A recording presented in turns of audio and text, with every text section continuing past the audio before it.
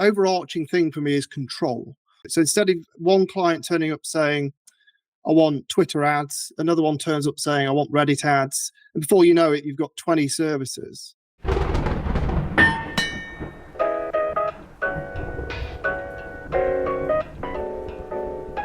When you hit your spend limit in Google Ads, because if you're doing a good job and the client's doing a good job, that's the other important thing. If they're running a good business with a good product, you can actually get to your max spend in Google Ads relatively quickly. And then it's a point where you can't spend anymore. And the client's like, well, get us more.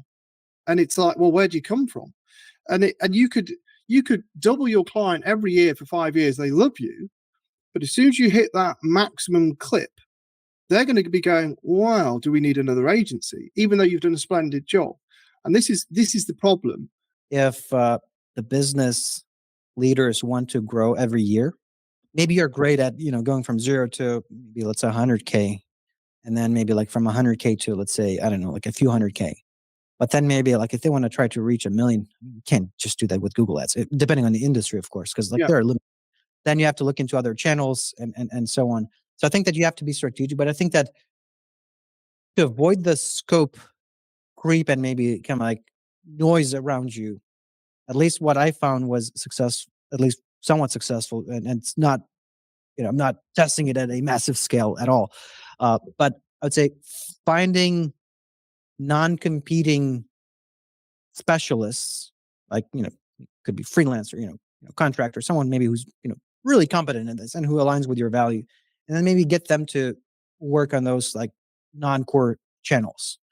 That's because like then you don't have to develop, process documentation. You can share it in terms of how we work, basic structure, but you don't have to develop a specific checklist on, how you optimize certain things on Pinterest, especially let's say if your guy's like doing like spending 100K a month on ads doing Pinterest, who's an expert at this, So if you don't in-house it, so you essentially become a project manager for the client. The client might not even be aware that this Pinterest person is not your employee, which is fine. So you're adding value, but the risk is then if you're contracting or using freelancers that they leave and they take that expertise with them. It's that tricky balance, isn't it? I don't think there's a right or wrong answer to it. I think the overarching thing for me is control. So you control where the client goes because you're prescribing it. So instead of one client turning up saying, I want Twitter ads, another one turns up saying, I want Reddit ads. And before you know it, you've got 20 services. Sure. I think it's more of a case of stepping back and saying, what would suit the majority of our clients to help them scale or become more efficient, or for us just to deliver more value? And what can we pre-sell or upsell or cross-sell to them to control that?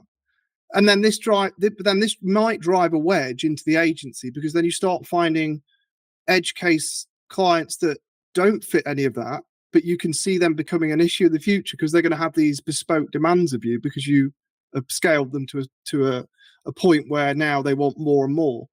And this is where you then might become even more specialist, because you say, well, we no longer work with that industry because they have all these specific requirements that just causes a headache.